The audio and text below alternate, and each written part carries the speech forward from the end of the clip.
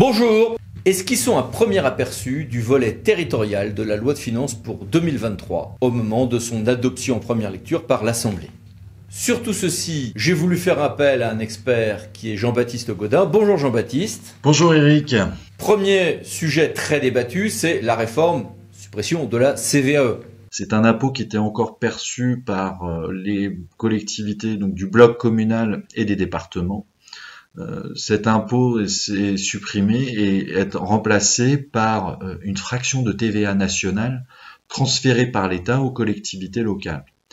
Pour les collectivités du bloc communal, il y aura donc deux parts de TVA nationale, une part fixe qui est égale à la moyenne des 4 dernières années de CVAE perçues, y compris 2023, et une part dynamique qui tiendra compte de l'évolution différenciée des territoires en matière donc du développement économique.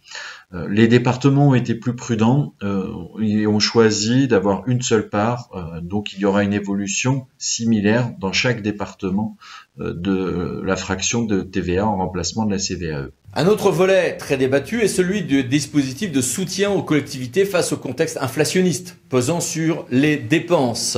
L'accord de l'État pour que les bases de foncier bâti assis sur les locaux d'habitation et les locaux industriels évoluent selon l'inflation constatée en novembre 2022, c'est-à-dire entre 6 et 7%. Plusieurs amendements avaient proposé de plafonner cette évolution à 3,5% et le gouvernement a retenu donc l'absence de plafonnement. Donc les bases de foncier bâti pour beaucoup de collectivités augmenteront notamment entre 6 et 7%. Ça s'applique pour l'ensemble des collectivités. Le deuxième dispositif est un dispositif un peu plus ciblé puisqu'il concerne les communes qui bénéficient à la fois de la dotation de solidarité urbaine et de la dotation de solidarité rurale. La DSU augmentera de 90 millions, tandis que la DSR augmentera de 200 millions.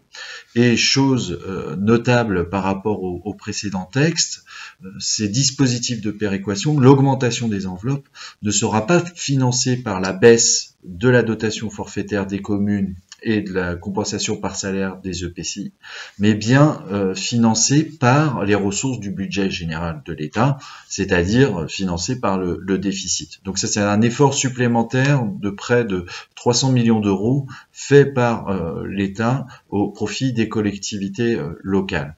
Le troisième dispositif concerne le bouclier énergétique dans son ensemble, avec d'une part l'extension du bouclier tarifaire sur le gaz et l'électricité pour les collectivités locales qui ne bénéficient pas du tarif réglementé.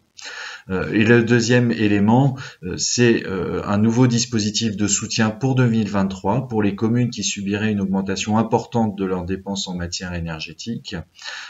Et donc, elles bénéficieraient d'une compensation de la part de l'État.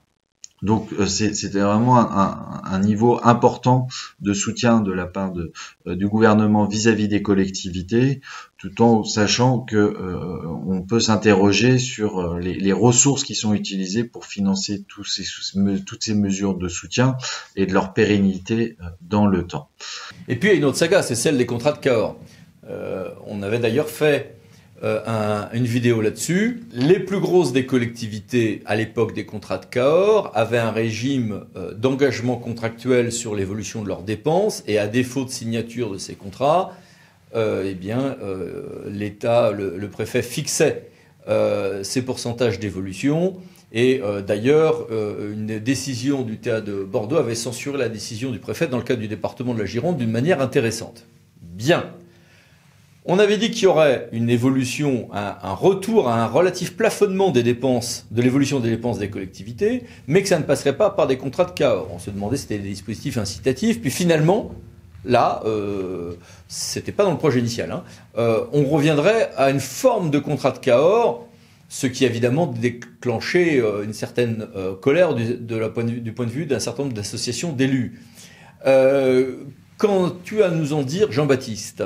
Le gouvernement en a profité pour réintroduire une nouvelle génération de contrats Cahors vis-à-vis des collectivités, donc les plus grosses, les régions, les départements, les métropoles, mais également les collectivités du bloc communal qui ont des dépenses de plus de 40 millions d'euros. Et ces collectivités devront respecter une trajectoire des dépenses des fonctionnements jusqu'à 2027-2028, sous peine de subir une reprise sur leur fiscalité. Et ce dernier élément de sanction n'avait pas été prévu initialement, ou en tout cas sur une modalité beaucoup plus progressive. Et c'est l'élément vraiment innovateur du texte proposé par le gouvernement. Donc le gouvernement essaye de jouer sur tous les tableaux. Il donne beaucoup plus aux collectivités sur l'année 2023. Oui, donc si je résume, une réforme un peu délicate en matière de CVAE, un bouclier avec plus d'argent et des collectivités pas trop mécontentes, mais un retour des plafonnements de l'augmentation des dépenses via les contrats de Cahors, et là c'est beaucoup plus discuté. En revanche, il réintroduit une disposition qui avait été refusée par l'Assemblée nationale et il la réintroduit par le biais du 49.3. Bon, évidemment, il faudra attendre maintenant le texte définitif de la loi de finances, mais on y reviendra ensemble. En tout cas, d'ici là, merci, au revoir. Merci, au revoir. Et merci à vous. À bientôt pour une nouvelle vidéo, les 10 minutes juridiques, parlons de associés pour VK. Pensez à vous abonner. Merci, au revoir.